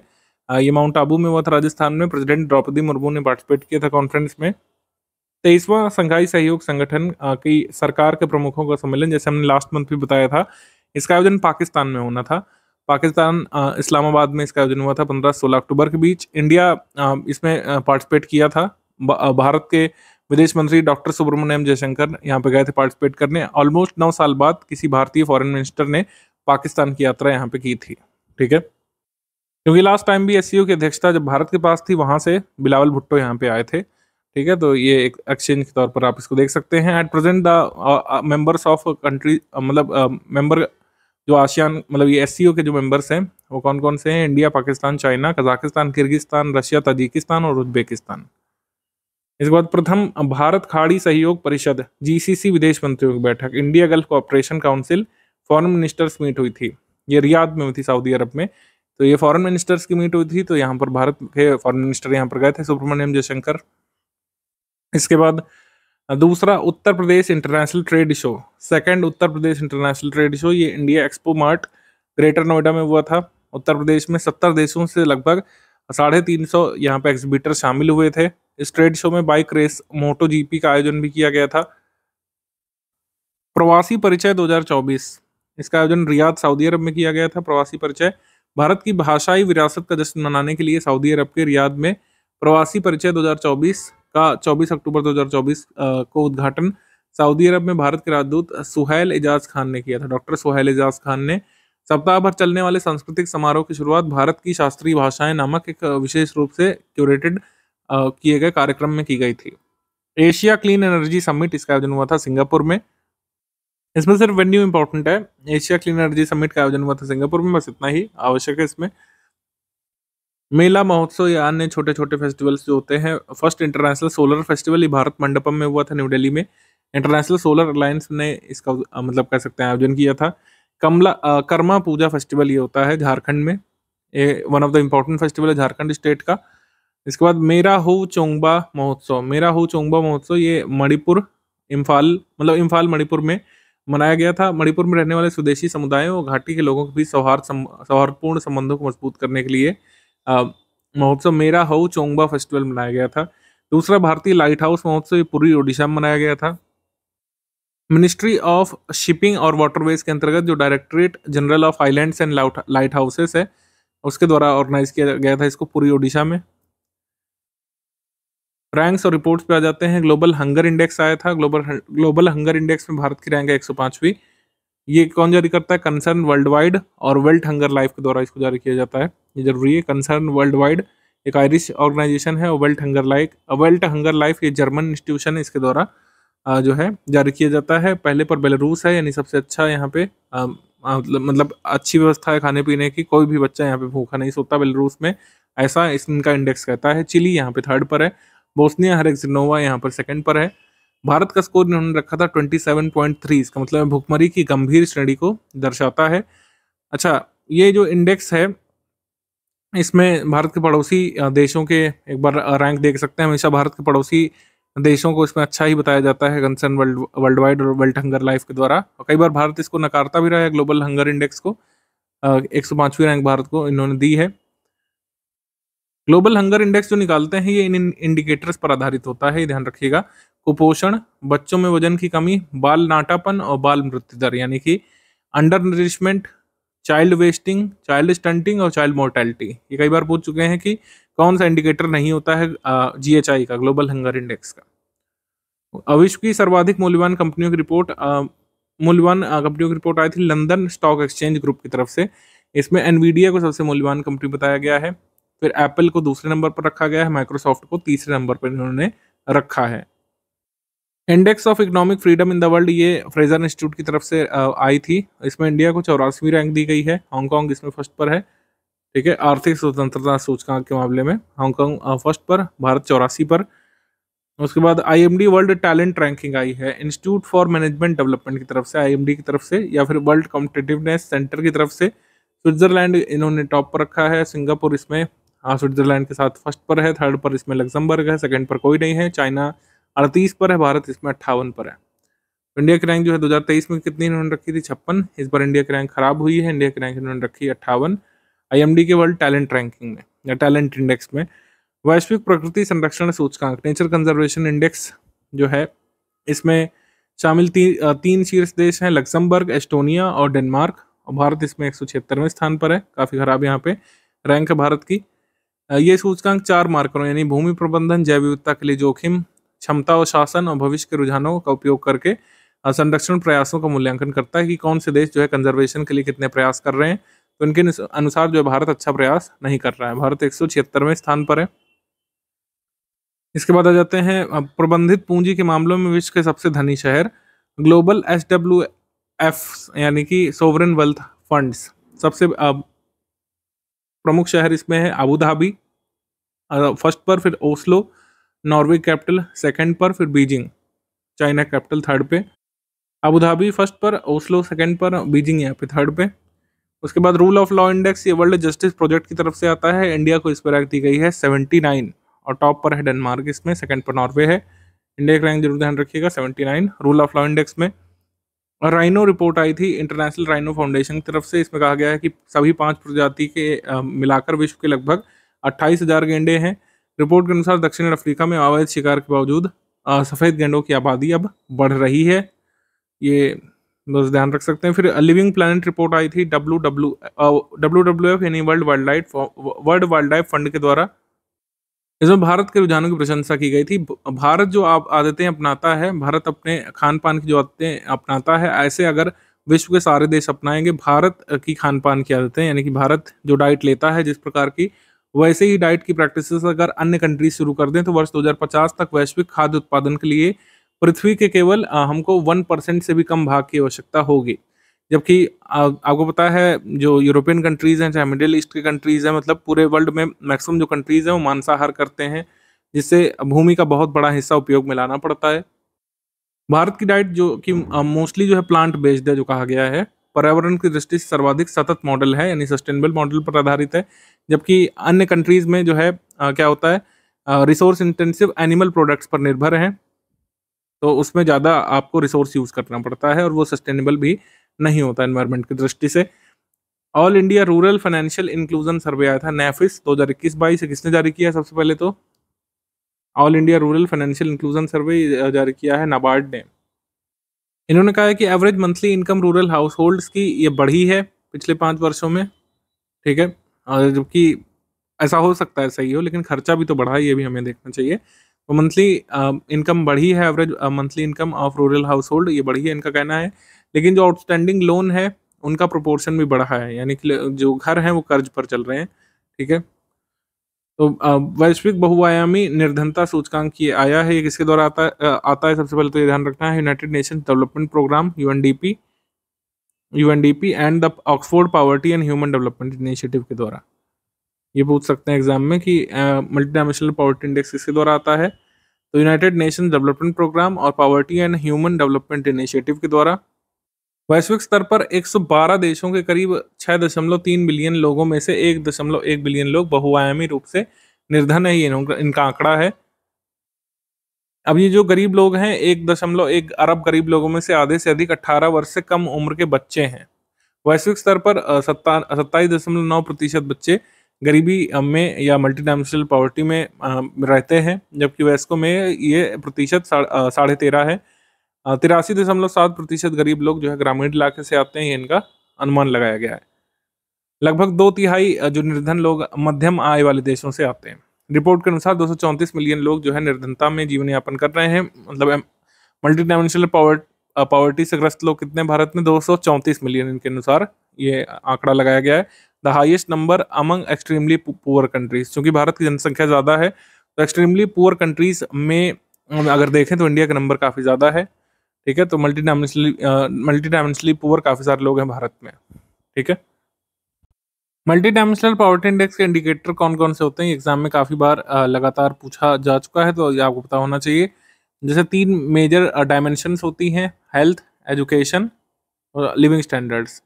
इंडिकेटर कौन कौन से होते हैं? Nutrition, child mortality, years of schooling, school attendance भी होता है, और लिविंग स्टैंडर्ड्स में कुकिंग फ्यूल हो जाता है। कौन कौन से, मतलब कैसा कुकिंग फ्यूल कोई यूज़ कर रहा है, सैनिटेशन, ड्रिंकिंग वाटर, इलेक्ट्रिसिटी है कि नहीं घर में, हाउसिंग कैसी है, उसमें जो है फर्श पे पत्थर लगा है कि नहीं लगा है, और एसेट्स कितने हैं। तो हाउसिंग में जो है फ्लोरिंग भी शामिल है, ध्यान रखिएगा कि मतलब घर पे जो है पत्थर लगा है कि नहीं लगा है। तो ये जो है डिटेल में यूपीएससी पूछ चुका है, ये आपको पता होना चाहिए। कई लोग सोचते हैं कि ये इंडिकेटर हैं, ये 3 इंडिकेटर हैं, ये कई बार इस तरीके से भी आ चुका है, लेकिन ये 3 डायमेंशन है। हेल्थ, एजुकेशन, लिविंग स्टैंडर्ड, ये MPI के डायमेंशन है, मल्टी डायमेंशनल पॉवर्टी इंडेक्स के। और इंडिकेटर ये सारे हैं, जैसे ये इंडिकेटर है, और years of schooling, school attendance, ये इंडिकेटर एजुकेशन का, और ये 2 इंडिकेटर हैं हेल्थ के, न्यूट्रिशन और चाइल्ड मोर्टेलिटी।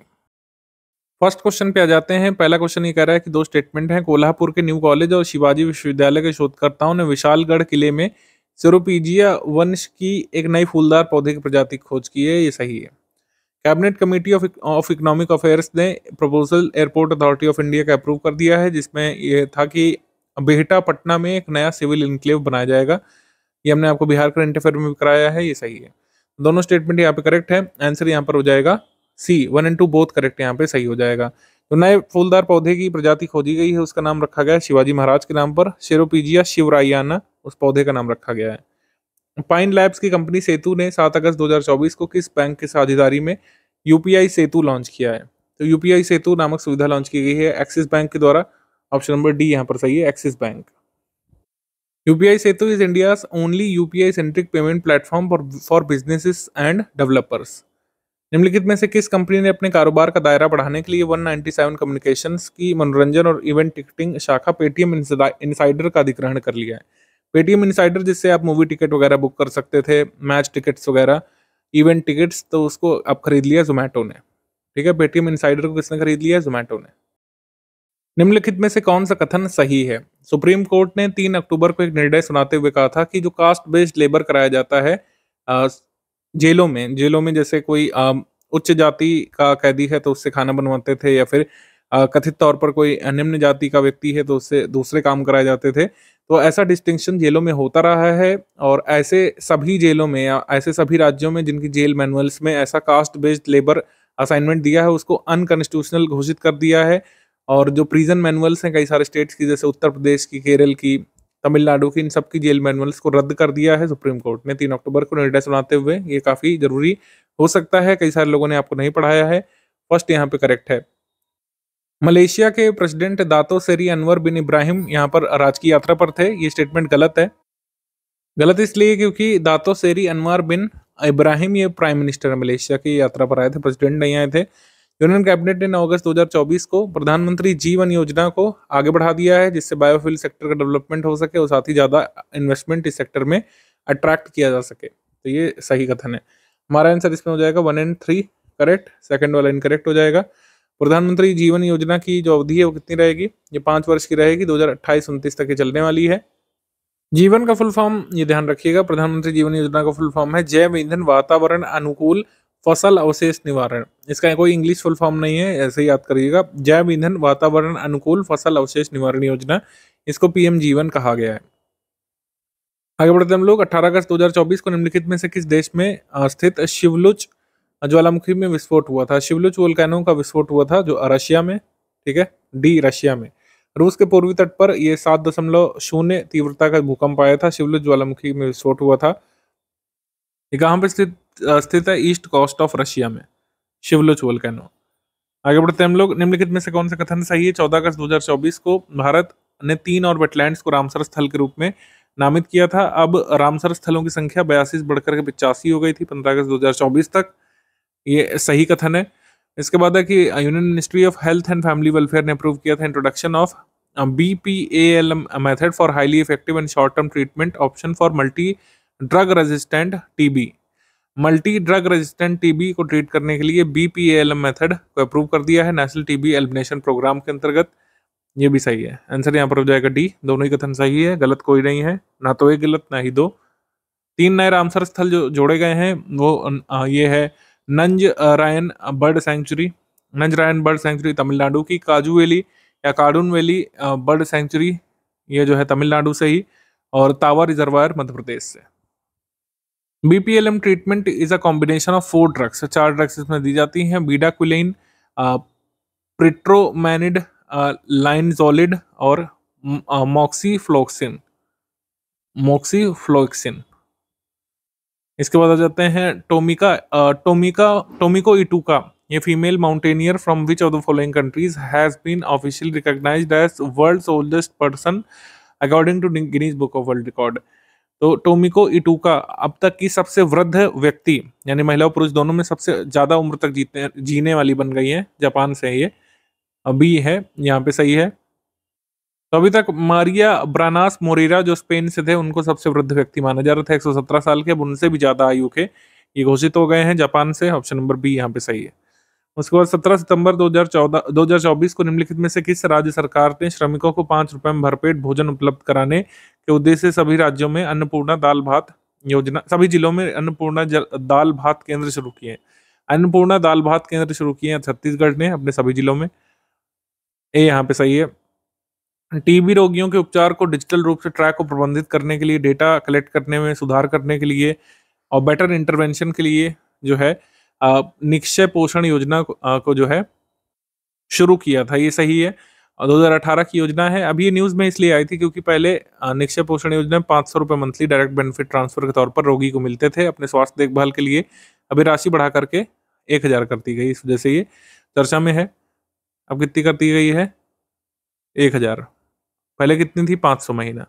पूरे इलाज के दौरान ही राशि डायरेक्ट बेनिफिट ट्रांसफर के तौर पर बैंक खाते में मिलती थी।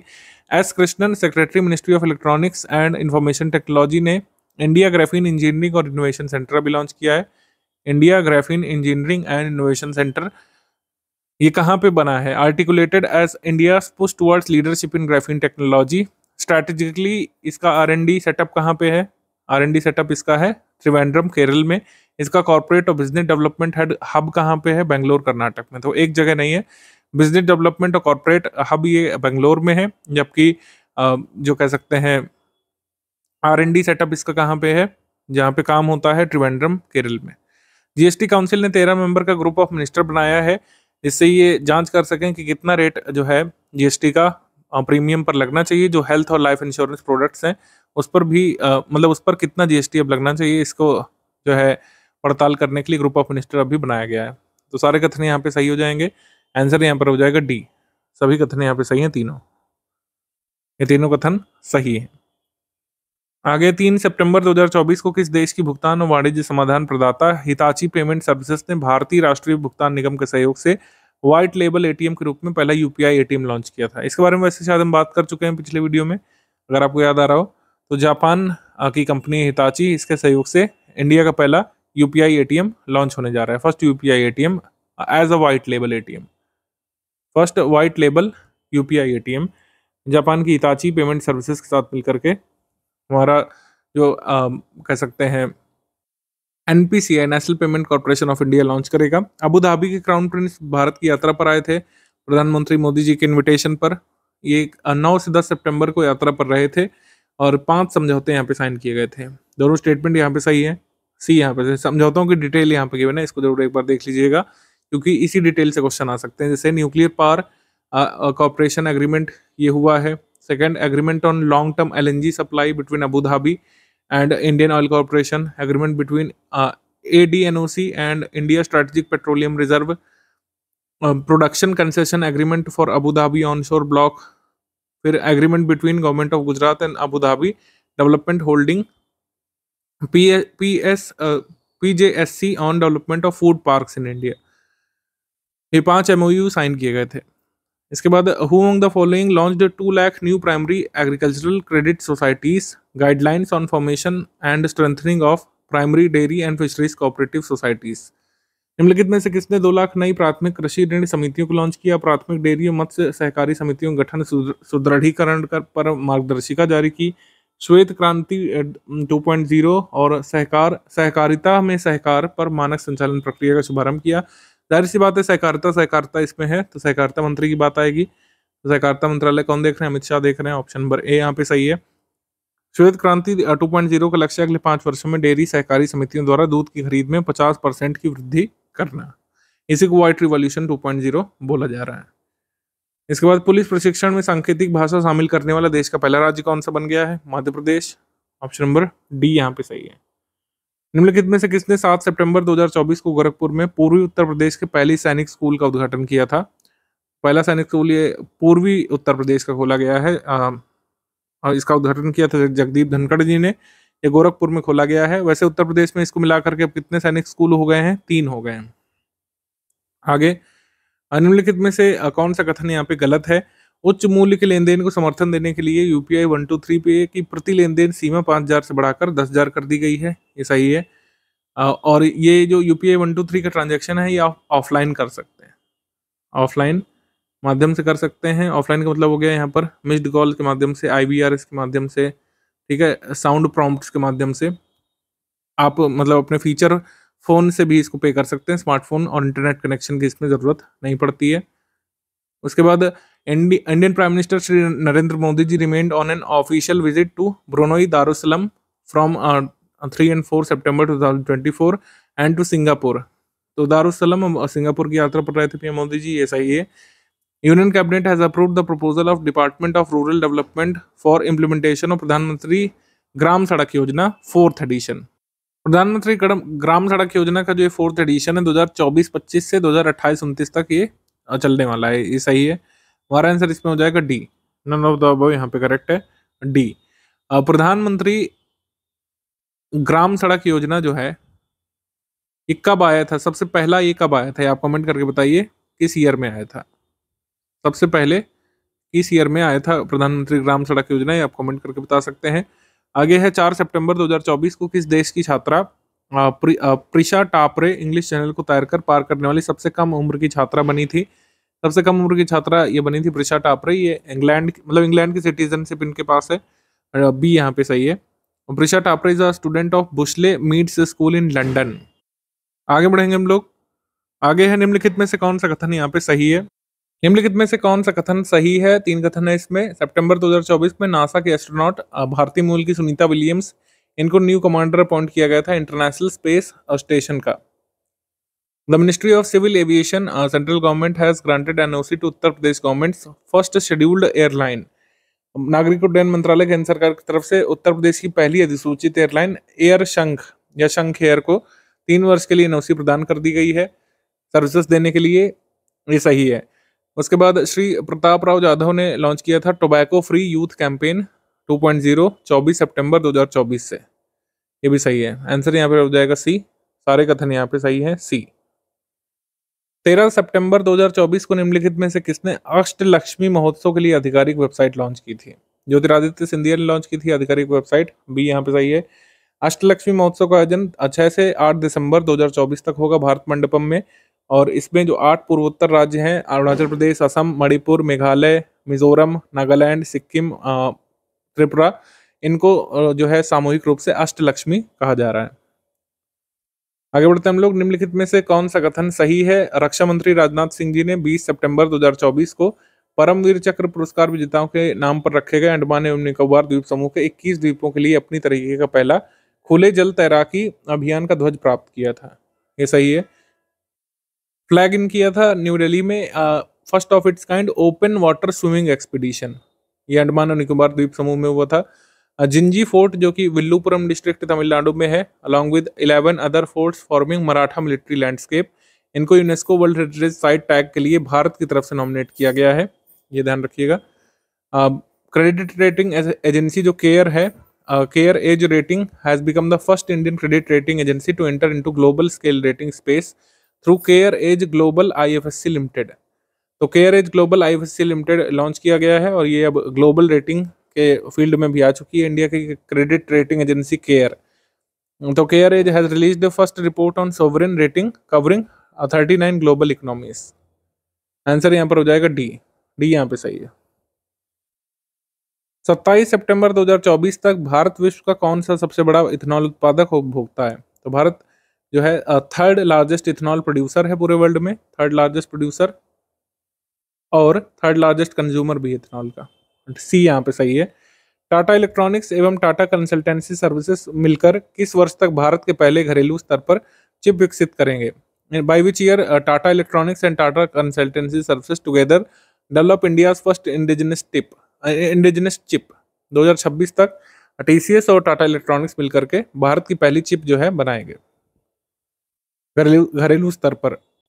निम्नलिखित में से कौन सा भारतीय अंतरिक्ष स्टार्टअप नासा से ऑर्डर प्राप्त करने वाला पहला भारतीय स्टार्टअप बन गया है। तो नासा से मतलब भारतीय स्टार्टअप पिक्सल को ऑर्डर मिला है। Bengaluru based startup Pixxel has received 476 million contract from NASA. The contract is a part of NASA's commercial small sat data acquisition programme. तो भारत के स्टार्टअप पिक्सल को नासा से ऑर्डर मिला है, ए यहाँ पे सही है। कथन कारण वाला क्वेश्चन अब करंट अफेयर में भी आने लग रहा है, तो हमने भी यहाँ पे देना शुरू कर दिया है। 25 सितंबर 2024 को 10 ईयर यहाँ पर मेक इन इंडिया के इनिशिएटिव के शुरू हुए हैं। इसको लॉन्च किया गया था 25 सितंबर 2014 को, सही है।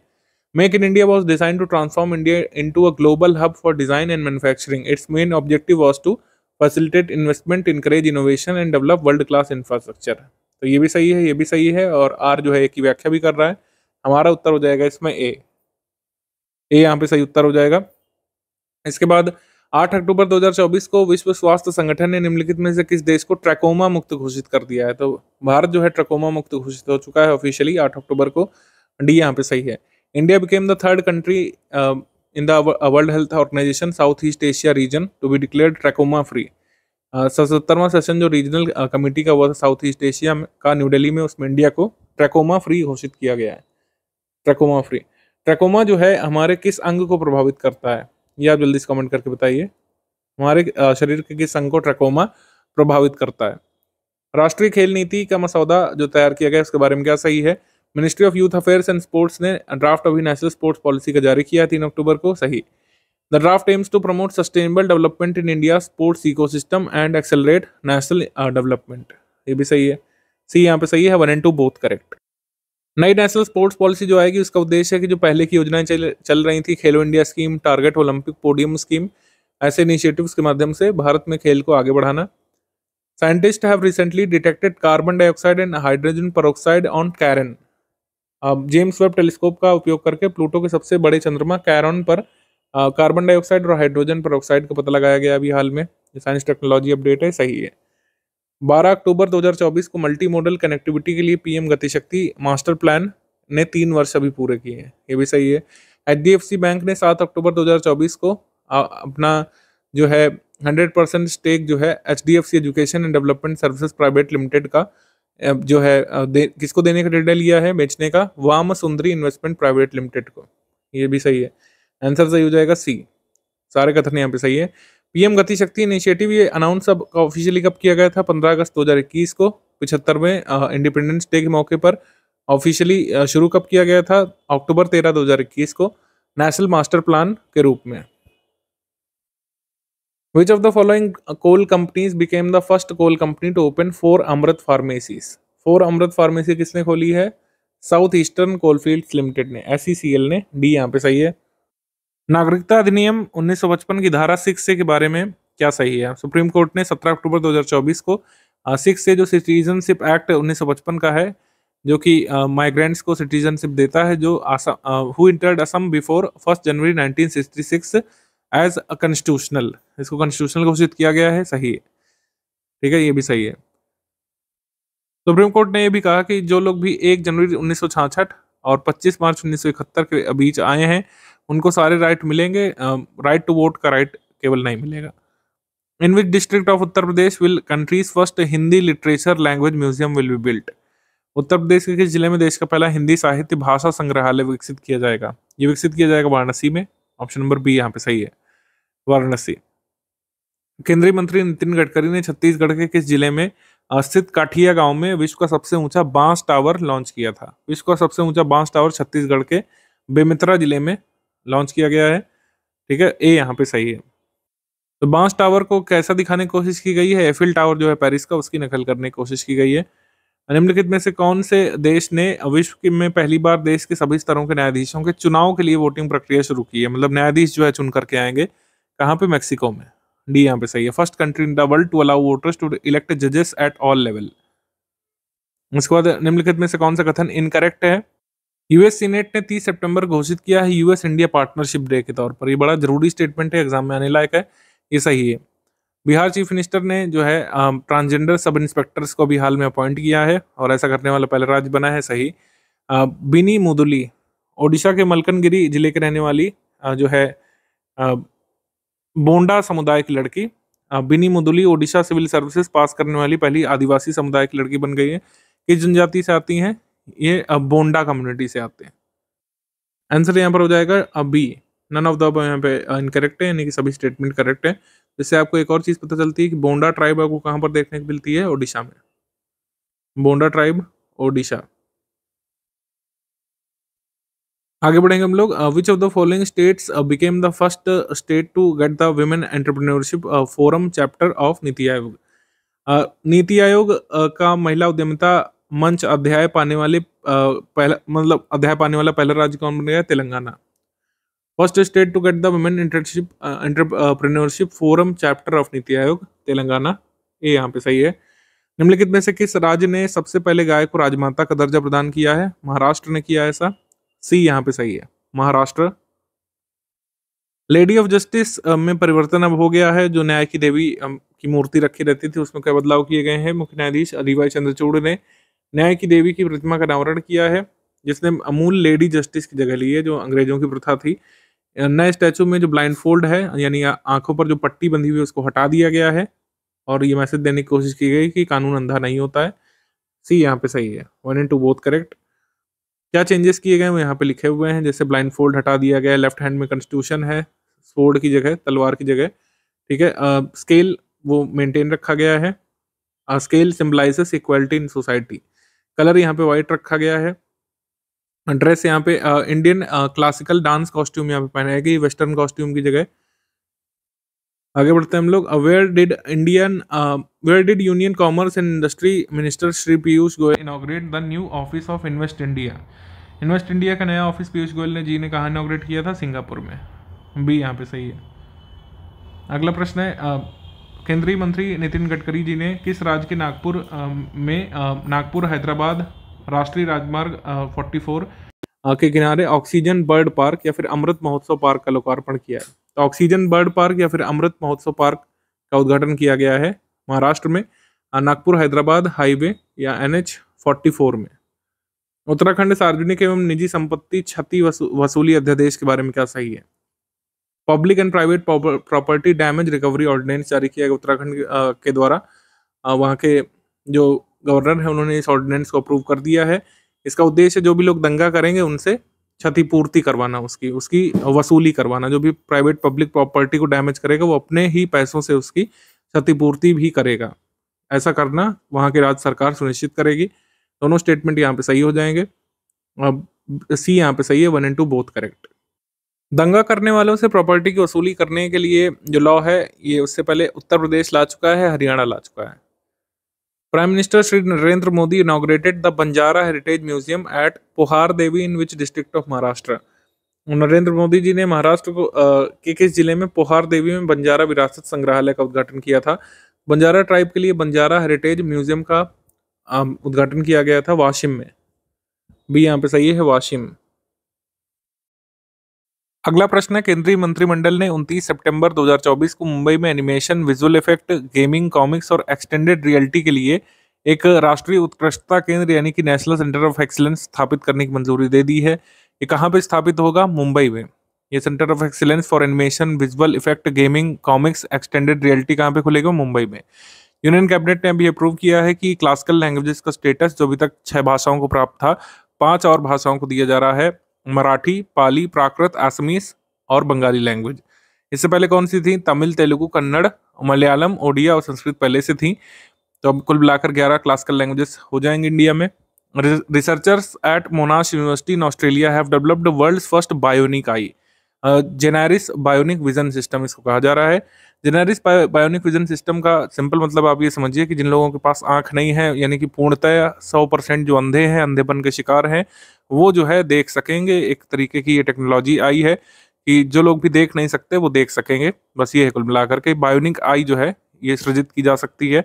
अब कितना सक्सेसफुल होता है ये हमको आगे आने वाले 5, 10, 15 सालों में ही पता चल पाएगा। तो आंसर यहाँ पर हो जाएगा, सारे कथन यहाँ पे सही हैं, तीनों कथन सही है। आंसर यहाँ पे हो जाएगा सी यहाँ पे सही हो जाएगा। आगे बढ़ते हैं हम लोग। निम्नलिखित में से किसने केरल के कोचीन अंतर्राष्ट्रीय हवाई अड्डे पर पशु क्वारंटाइन और प्रमाणन सेवा का उद्घाटन किया था? जॉर्ज कुरियन ने किया था। तो जो ये एयरपोर्ट है कोचीन का, एनिमल क्वारंटीन और सर्टिफिकेशन सर्विस करने वाला ऐसा पहला एयरपोर्ट भारत का बन जाएगा। अगला क्वेश्चन काफी इंपॉर्टेंट हो सकता है एग्जाम के लिए, और इसको हम लोग साइक्लोन वाले सेक्शन में तो करते ही हैं, आपदाओं वाले सेक्शन में जब हम लोग सेक्सटल रिवीजन करते हैं। दाना नामक साइक्लोन जो ओडिशा को हिट किया था, बे ऑफ बंगाल में जो ओरिजिनेट हुआ था, दाना साइक्लोन, इसको नेम किसने दिया है? तो WMO के अनुसार इस नेम को दिया है कतर ने। यहाँ पे सऊदी अरब दिया हुआ है। एक न्यूज़पेपर ने सऊदी अरब रिपोर्ट किया था, लेकिन मैक्सिमम न्यूज़पेपर इसमें कतर को कह रहे हैं, तो कतर यहाँ पे सही होगा। कतर यहाँ पे कर लीजिएगा, इसको सही करा दिया गया होगा PDF में भी। आंसर हमारा हो जाएगा ए, लेकिन सऊदी अरब नहीं, आंसर हो जाएगा कतर। कतर यहाँ पे सही आंसर है। कौन सा स्टेटमेंट यहाँ पर इनकरेक्ट है? केंद्रीय मंत्री जितेंद्र सिंह ने 17 अक्टूबर 2024 को तिरुवनंतपुरम अंतर्राष्ट्रीय हवाई अड्डे पर भारत की पहली हवाई अड्डा आधारित स्वचालित आंतरिक वायु गुणवत्ता निगरानी सुविधा शुरू की है, जिसका नाम है पवन चित्र। तो पवन चित्र नामक एयर क्वालिटी मॉनिटरिंग फैसिलिटी किस एयरपोर्ट में शुरू की गई? अगर आपसे पूछे, तिरुवनंतपुरम इंटरनेशनल एयरपोर्ट में, जो कि केरल में है। तो ये सही कथन है। प्राइम मिनिस्टर जी ने इनॉग्रेट किए थे 3 एयरपोर्ट्स डेवलप्ड अंडर RCS उड़ान स्कीम। ये 3 एयरपोर्ट्स कौन कौन से हैं जिनको अनाउंस किया गया है? नीचे लिखा हुआ है, Rewa in Madhya Pradesh, Ambikapur in Chhattisgarh and Saharanpur in Uttar Pradesh. 3 airport जो इनॉग्रेट किए गए थे। और कहाँ से इनॉग्रेट किए थे? पीएम मोदी जी ने वाराणसी से इनॉग्रेट किए थे, डिजिटल माध्यम से। According to ministry of information broadcasting Australia will be the focus country. मतलब हमारे देश के मिनिस्ट्री ऑफ इंफॉर्मेशन ब्रॉडकास्टिंग के अनुसार ऑस्ट्रेलिया जो है फोकस कंट्री होगा। जो 55th international film festival of India जो मनाया जाएगा गोवा में, उसमें कंट्री फोकस कौन होगा या फोकस कंट्री कौन होगा? ऑस्ट्रेलिया होगा। इस बार हमारा जो मतलब आंसर है वो क्या हो जाएगा? D, none of the above यहाँ पे हो जाएगा, क्योंकि इनकरेक्ट पूछा और इनकरेक्ट कोई है नहीं। आंसर यहाँ पे डी होगा। 3 हवाई अड्डे जिनका उद्घाटन किया गया था, रीवा मध्य प्रदेश में, अंबिकापुर छत्तीसगढ़ में और सहारनपुर उत्तर प्रदेश में। मनकीड़िया समुदाय ओडिशा में वनों पर आवास अधिकार प्राप्त करने वाला कौन सा पार्टिकुलरली वनरेबल ट्राइबल ग्रुप बन गया है? तो ओडिशा का ये 6वां PVTG है जिसको हैबिटेट राइट्स दिए गए हैं फॉरेस्ट पर ओडिशा में।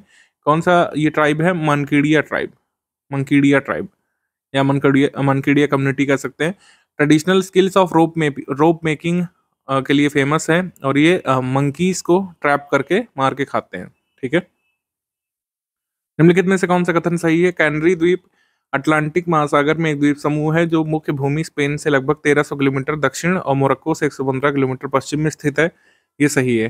कैनरी आइलैंड अभी चर्चा में भी था, क्योंकि यहाँ पर एक माइग्रेंट बोट जो है वो डूब गई थी स्पेन के पास। 79वां जो सेशन होगा यूनाइटेड नेशंस जनरल असेंबली का, इसमें भूटान के प्राइम मिनिस्टर शेरिंग तोब्गे ने इंडिया के प्रपोज परमानेंट मेंबरशिप को सपोर्ट किया था यूएन सिक्योरिटी काउंसिल में। इंडिया के प्रपोज्ड परमानेंट मेंबरशिप को सपोर्ट किया था भूटान ने। ठीक है, इसमें किया था, तो ये ध्यान रखिएगा। Indian mountaineer Arjun Vajpai became the first Indian to conquer Mount Shishapangma. Mount Shishapangma को कनकर करने वाले पहले माउंटेनियर बन गए अर्जुन वाजपेयी। हमारा आंसर इसमें हो जाएगा all of the above correct, C यहाँ पे सही हो जाएगा। आगे बढ़ेंगे हम लोग। नासा के अनुसार किस देश में स्थित 3 गॉर्जेस डैम ने पृथ्वी के घूमने की गति को प्रभावित किया है?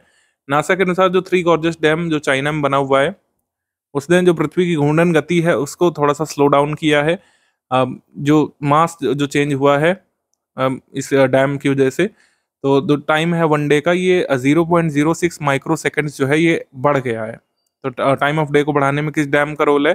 3 गॉर्जेस डैम का। ये किस रिवर पर बना हुआ है? यांगत्से रिवर पर, हुबई प्रोविंस चाइना में। तो इसका कहना है कि इस डैम से जो अर्थ की रोटेशन स्पीड है वो स्लो हो गई है और दिन का समय जो है वो बढ़ गया है 0.06 माइक्रो सेकेंड से। एग्जाम में आने लायक फैक्ट है, इसको ध्यान रखिएगा। 20 सितंबर 2024 को केंद्रीय रेशम बोर्ड के कितने वर्ष पूरे हुए थे? 100 वर्ष पूरे हो गए थे सेंट्रल सिल्क बोर्ड के। सेंट्रल सिल्क बोर्ड जो है कहाँ पे? मैसूरू में है। प्रधानमंत्री श्री नरेंद्र मोदी जी ने 1 अक्टूबर 2024 को नई दिल्ली में जमैका उच्चायोग के सामने वाली सड़क का आधिकारिक नाम जमैका मार्ग रख दिया था। ये सही है। द वर्ल्ड हेल्थ ऑर्गेनाइजेशन ने ऑफिशियली इजिप्ट को मलेरिया फ्री घोषित कर दिया था 20 अक्टूबर को। ये सही है।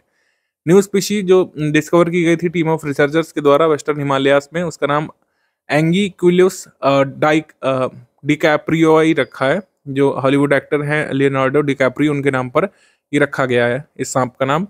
डी यहाँ पे सही है, all of the above correct.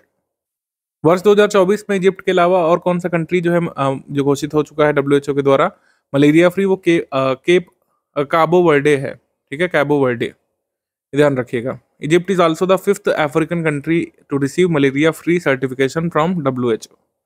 Kerala के मुख्यमंत्री पिनराई विजयन ने 1 अक्टूबर 2024 को केरल के किस जिले में केल्ट्रॉन कंपोनेंट कॉम्प्लेक्स लिमिटेड में भारत की पहली सुपर कैप्स्टर विनिर्माण सुविधा का उद्घाटन किया था? यानी कि India first super कैप्स्टर manufacturing facility ये कहाँ पे खुली है? कन्नूर में, कन्नूर केरल में। ऑप्शन नंबर डी यहाँ पे सही है, कन्नूर।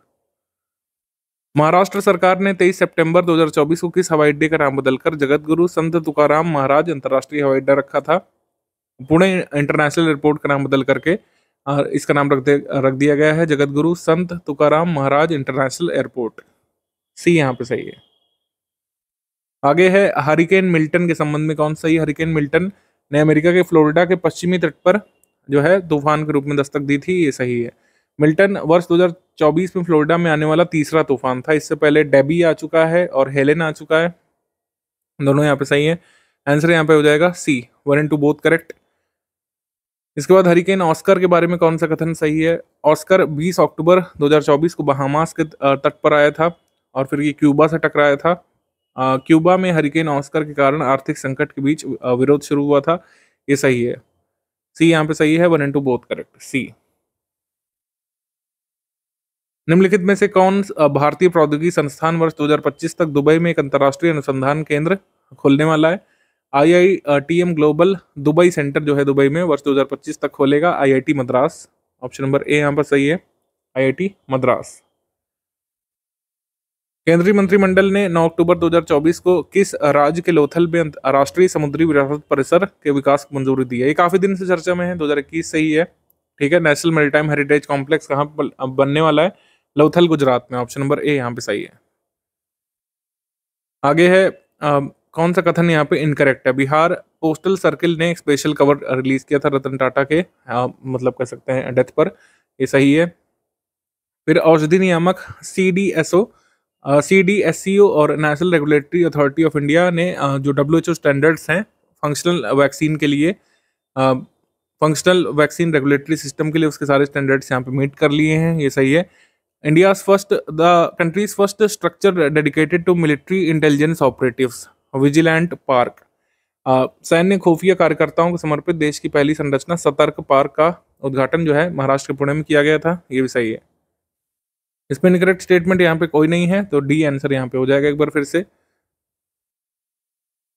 प्रधानमंत्री मोदी जी ने 26 सितंबर 2024 को राष्ट्रीय सुपर कंप्यूटिंग मिशन के तहत स्वदेशी रूप से विकसित कितने परम रुद्र सुपर कंप्यूटर लॉन्च किए थे? 3 परम रुद्र सुपर कंप्यूटर लॉन्च किए गए थे।